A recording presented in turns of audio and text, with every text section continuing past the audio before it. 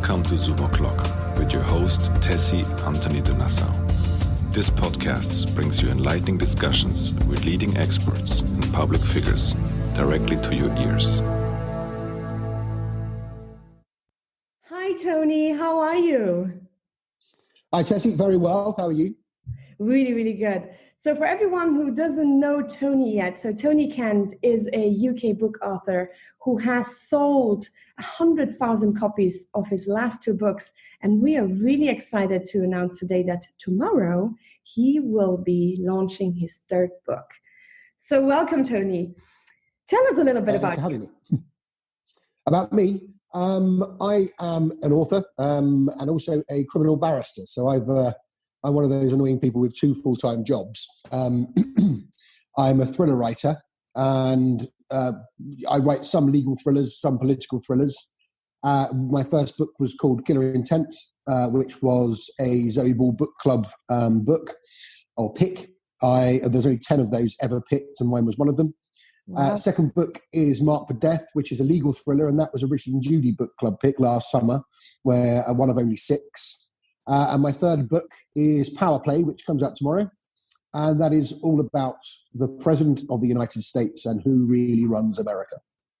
Oh, wow. This is so timely. Did you see today that President Trump has stopped providing money to the WHO? Yes, I did. Wow, it's insane, isn't it? I mean, he's stopped the money on the basis of accusing them of doing all the things that he's done wrong. It is really, the world is upside down, isn't it? But let's go back. Well, you've got a person in the White House who's after ratings, haven't you? So it is a real problem. I'm very concerned. But let's go back to you. How do you get from being a criminal barrister to a book author? How did that happen? I think I always wanted to be an author, and I always wanted to be a barrister, and I thought you could be both. And so I started my first book the same year that I started my training to be my final stage of training to be a barrister. The final stage of training is called pupillage, which is basically an apprenticeship.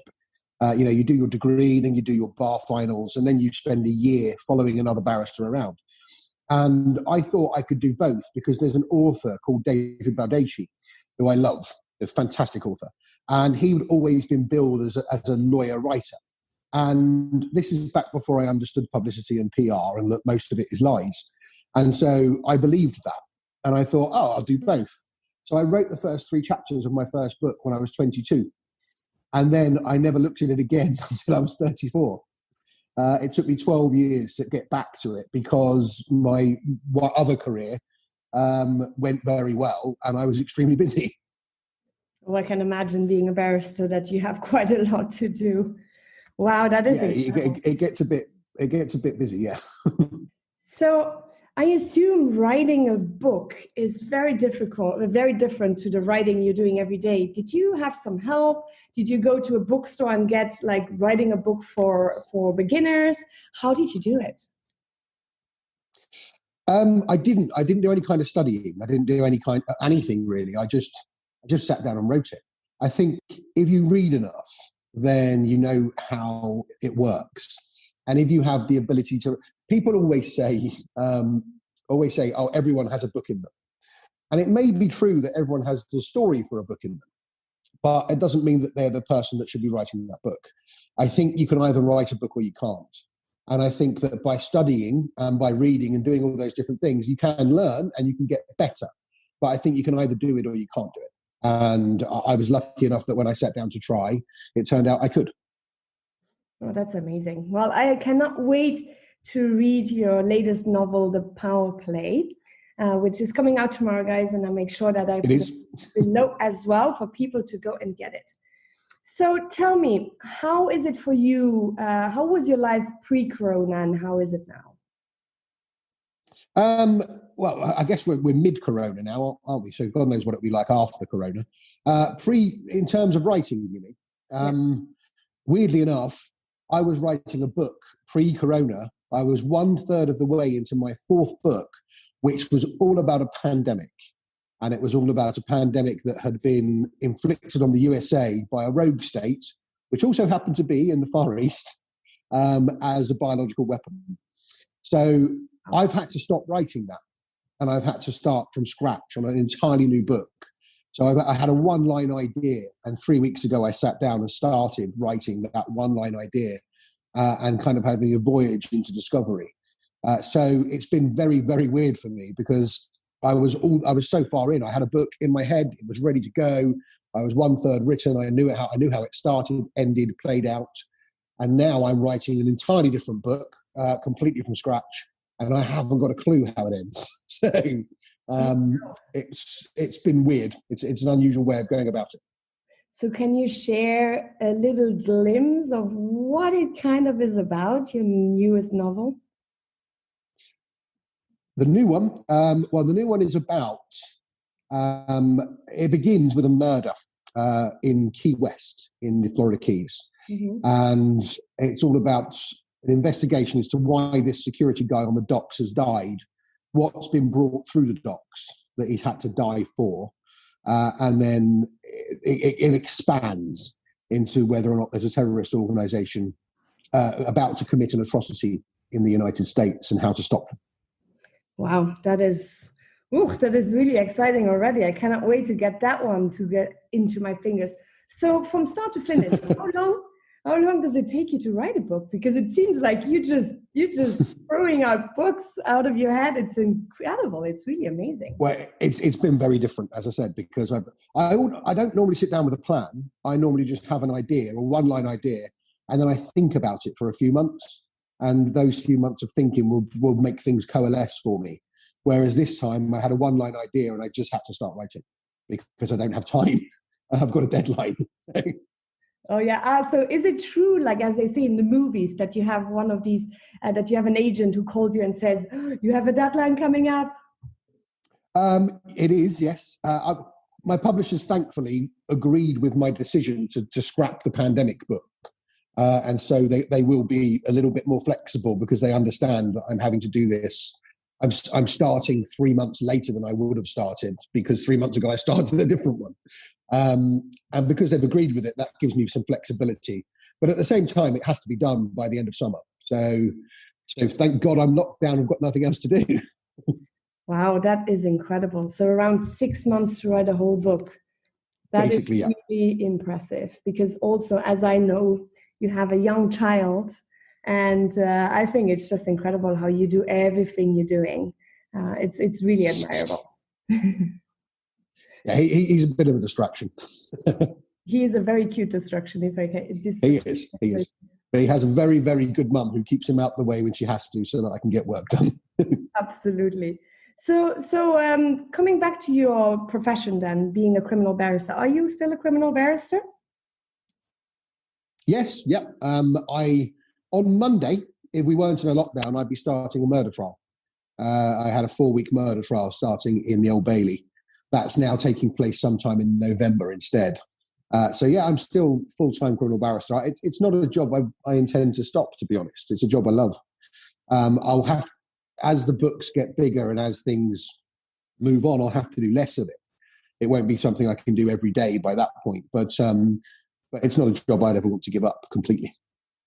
Wow. It's just, thinking about criminal barrister and when you're talking about murder, it really, for us people who do not do a profession like that, sounds like in the movies. How was it for you for the first time when you stood in court and you defended, I don't know, you defended a murder or a person who has been the victim? How was that for you?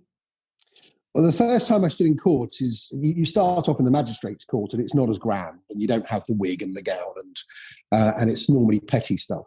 And the first time I was in a magistrate's court, I was defending somebody for jumping past a ticket barrier in a train station. So it's not really all about the first time you do that. It's about the first time for me, it was the first time I went to the Old Bailey.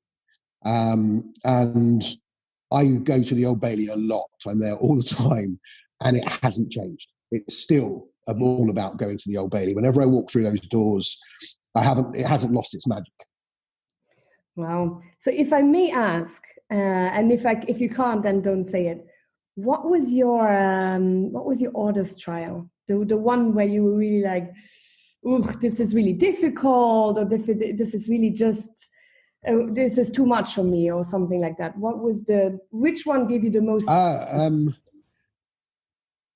It wasn't a trial, to be honest, and I won't give you too much details because it wasn't nice. It wasn't a trial. It was just a sentence. I had to go. Somebody had pleaded guilty to doing some horrible things, and I had to go and represent it.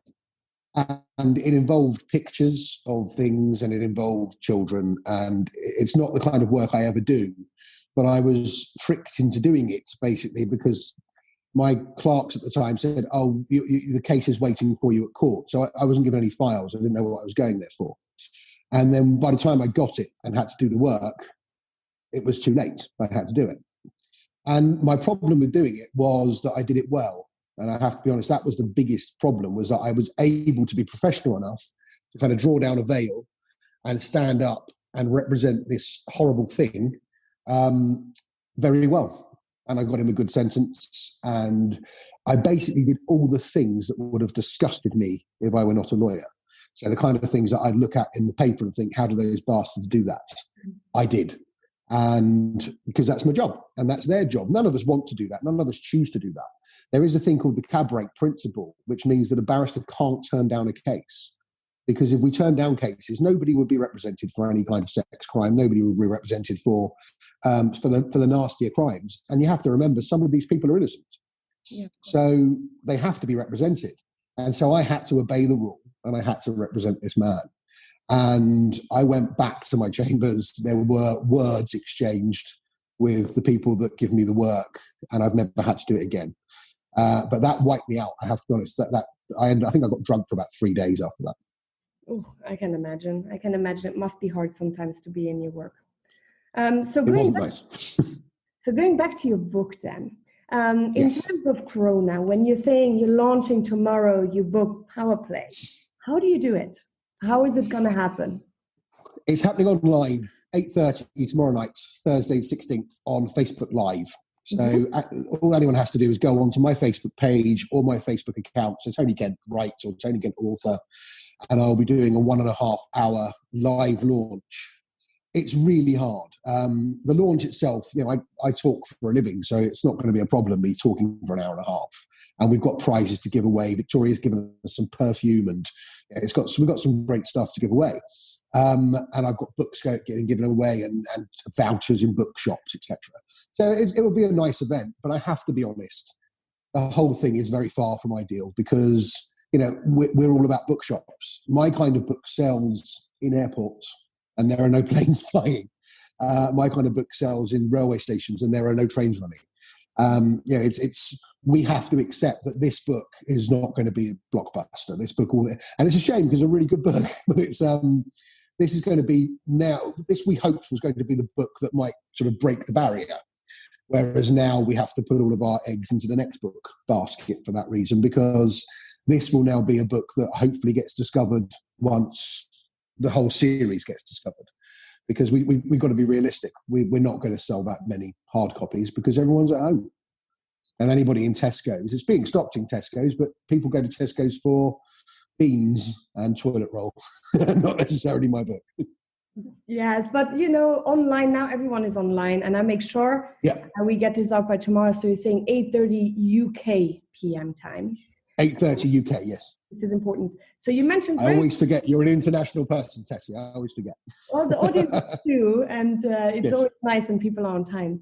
So you mentioned your wife very briefly, Victoria. So very, very briefly, because I'm such a fan of her and her perfume. So can you tell me a tiny bit about her perfume for everyone to explore it maybe as well?